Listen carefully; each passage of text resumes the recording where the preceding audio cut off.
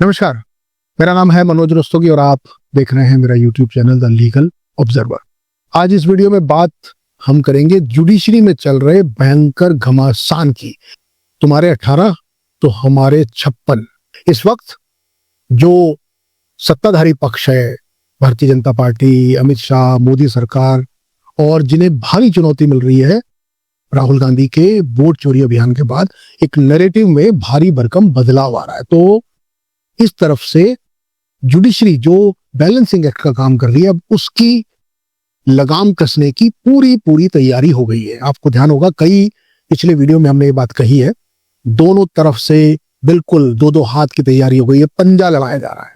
एक तरफ 18 जज हैं, पूर्व जज, जिन्होंने चिट्ठी लिखी अमित शाह जी के उस बयान पर। तो आप क्या सोच रहे थे, अमित शाह पे उंगली उठाएं, मतलब मोदी सरकार की नाक, सबसे ताकतवर मंत्री, पूरा देश चलाते हैं अजीत डोभाल के बाद, या अजीत डोभाल, हो सकता नाराज ना हो जाए अमित शाह जी इस बात पर, अजीत डोभाल के साथ पूरा सारा जो चाणक्य कौन है, अमित शाह, और आप चाणक्य पर उंगली उठा दें, इतनी जुर्रत। देखिए 18 लोग थे ना, तो उन्होंने चिट्ठी लिखी थी ना, बी सुदर्शन रेड्डी हमारे जस्टिस जो उपराष्ट्रपति का चुनाव लड़ रहे हैं, और जिनके आने के बाद ये एक तरफा माने जाने वाला चुनाव उपराष्ट्रपति का रोचक हो गया है। और भाई थोड़े उत्साही लोग तो यहां तक भविष्यवाणी कर रहे हैं, पहले मतलब होती रही है भविष्यवाणियां, ऐसे बिगड़ा कुछ नहीं मोदी जी का या मोदी जी की सरकार का, लेकिन अब लोग हैं, कर रहे हैं, लगे हुए हैं। इस बार थोड़ा था रंग तेज हो गया है, क्योंकि राहुल गांधी ने कुछ ऐसा इस बार सबूतों का जखीरा दिया है। इस बार ऐसे दस्तावेज बाजार में आ गए हैं, बिहार का चुनाव भी है, वोट चोरी, वोट चोर गद्दी छोड़, और अब विपक्ष के पास थोड़ी धार भी है। ये सरकार 240 वाली सरकार है, देख ही रहे आप संसद में क्या हाल होता है। और ये जो दस्तावेज सामने निकल कर आए हैं, जिसने हिला दिया है चुनाव आयोग, तो मतलब अपनी उसकी पूरी क्रेडिबिलिटी बिल्कुल ही इस वक्त जीरो है। और उसी के साथ लोगों को भी वो ब्रॉड डिजाइन नजर आ रहा है जो पीछे से पहले छुपा हुआ था, है ना। फिल्मों में आप देखते हैं ना, ऐसे कूदता है हीरो, एक ही मुक्के में मार देता है रजनीकांत, तो फिर वो पता चलता है कि असल में वो टेक्नोलॉजी है, तार बंधे होते हैं, जिसको बाद में तार के जरिए वो कूदता है, बाद में उसको स्पेशल इफेक्ट से उतार हटा दिए जाते हैं।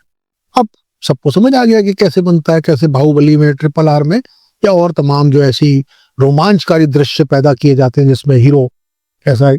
तो वो राजनीति में भी इन दिनों हो गया। वो जो तार थे ना अभी तक छुपे हुए थे, अब वो तार उजागर हो गए हैं। सबको समझ आ गया कि अच्छा ईडी, अच्छा GST, अच्छा इनकम टैक्स, अच्छा PMLA, अच्छा UAPA, तो अब सबको दिखाई दे रहा है। और उसी तरीके से एक महत्वपूर्ण, ये तो तार से भी ज्यादा है, यहां तो पूरी तराजू है, जुडिशरी, उसके कमेंट, जुडिशरी की व्याख्या, चाहे वो सिटिंग जज साहब कर रहे हो, हाई कोर्ट में कर रहे हो, या सुप्रीम कोर्ट में कर रहे हो, या फिर रिटायर लोग कर रहे हो, और उसमें भी ऐसे लोग जिन्होंने सत्ता प्रतिष्ठान से कुछ ज्यादा लिया नहीं या लिया ही नहीं, जिनकी थोड़ी इमेज अच्छी है जनता में, जिन्होंने सिस्टम के अंदर ऐसा कुछ किया है कि बहुत सारे लोग उनकी बात को मानते हैं, वजन है उसमें। अब गवर्नर नहीं बने राज्यसभा में, नहीं कुछ ले लिया उन्होंने सत्ता प्रतिष्ठान से, तो उनकी बात में थोड़ा वजन है, जैसा होता है, तो वहां फिर आप डिस्क्रेडिट हो जाते हैं। तो वो एक दिक्कत है। इस समय सारा खेल नैरेटिव का है, और नैरेटिव तो यहाँ सेकंड्स में, घंटों में होता है, दिनों में और हफ्तों में पहले होता था, अब तो सेकंड्स का है कि आज कौन सा दिन है, आज क्या होने वाला है, उसके हिसाब से पूरी की पूरी व्यू रचना होती है, चक्रव्यूह बनते हैं आज के कॉन्टेक्स्ट में। और वो सब होता है सोशल मीडिया पे, ट्विटर पे, फेसबुक पे, यूट्यूब पे, कैसे उस पूरे उसको चेंज किया जाएगा, कैसे कंट्रोल किया जाएगा, कैसे मैनेज किया जाएगा। अगर प्रधानमंत्री की डिग्री का फैसला आने वाला है तो पूरा कैलेंडर बना हुआ है, कई महीने पहले से बन जाता है, उसकी प्लानिंग होती है। अगर ठीक है, अब ट्रम्प का नहीं कर सकते क्योंकि वो इनसे बहुत तेज है, उनका नहीं पता चलता कि वो रात को क्या बोलेंगे, सुबह क्या बोलेंगे। 25% बोला था, 50% लगा दिया। अब वहां तो कुछ संभव है नहीं। बाकी जगह आप मैनेज कर लेते हैं, जहां की आपको टाइमलाइन, जहां के शेड्यूल्स आपको पता हो, कुछ चीजें आपके कंट्रोल में नहीं है। तो उसी तरह का ये मामला है जिसमें 18 वर्सेस 56 की कहानी हो गई है। 18 वर्सेस 56, एक तरफ 18 जजों ने चिट्ठी लिखी थी, जस्टिस बी सुदर्शन रेड्डी के ऊपर जो अटैक किया गया, उनको डिस्क्रेडिट करने का, कि सलवा जुलूम का उनका फैसला उसी ने, जैसे माओवादी का पूरा, वरना देश तो 2020 में ही मुक्त हो गया होता माओवादियों से, खत्म हो जाती है समस्या। ये सिर्फ इनके इस फैसले ने सब खत्म कर दिया। क्या था सर्वजनों, जो सिविल सोसाइटी है, जो जनता है, उनको हथियार दिए गए थे, लाइसेंस दिए गए थे, ट्रेनिंग दी गई थी आत्मरक्षा के लिए, माओवादियों से निपटने के लिए।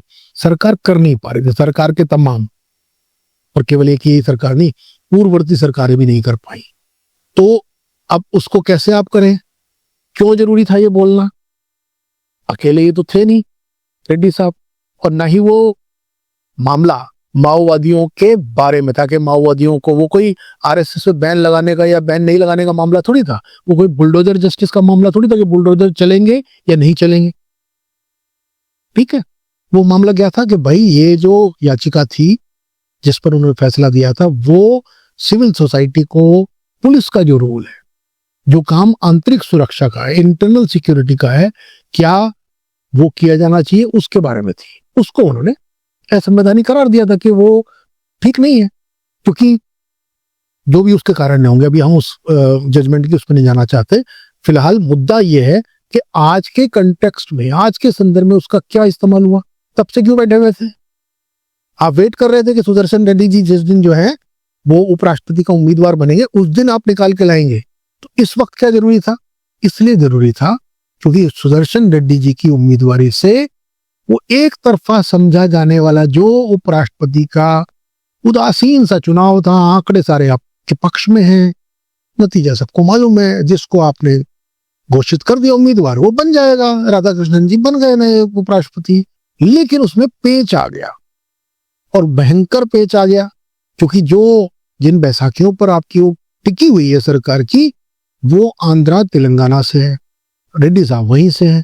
तो आपने उस पत्ते को निकाल के उसको डिस्क्रेडिट कर दिया कि ये जो उम्मीदवार है इनका, ये तो भाई साहब जिम्मेदार है देश में माओवादियों के लिए, इनकी वजह से माओवाद बढ़ गया, नहीं तो नक्सलवाद खत्म हो गया होता।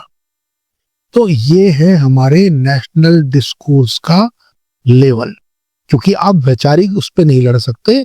नंबर गेम आपके पास होने के बावजूद आप करेक्टर असैसिनेशन कर दो, डिस्क्रेडिट कर दो, लोगों में कंफ्यूजन पैदा दो। वही ट्रेंड वही है, मछली, मटन, मंगलसूत्र, मुसलमान, देख लीजिए डिजाइन एक ही है, वही डीएनए। डिस्क्रेडिट कर दो, धुंध फैला दो, ऐसा क्रिएट कर दो कि जिससे लोग कंफ्यूज हो जाएं, लोग सोचने पे बेहोश हो जाएंगे, यार ये ऐसा वो ये है पूरा फैक्ट, बिल्कुल मत करो, उनको फैला दो।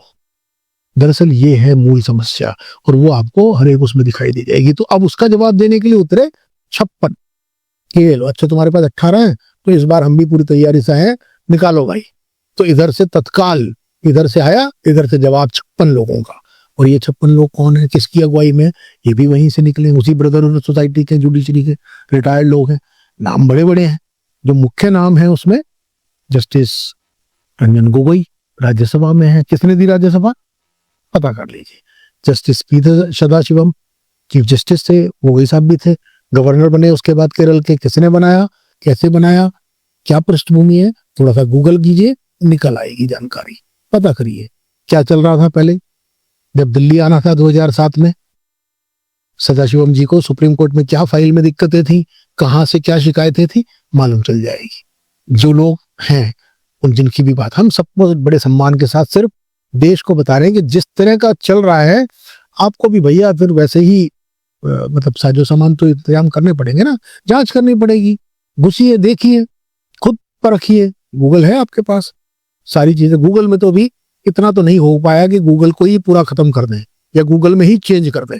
हाँ, एनसीईआरटी की किताबें होंगी, फिर 20 साल बाद वो उनसे रेफरेंस अगर गूगल लेगा एनसीईआरटी में, तो आपको ऐसा ही मिलेगा, बदला हुआ मिलेगा।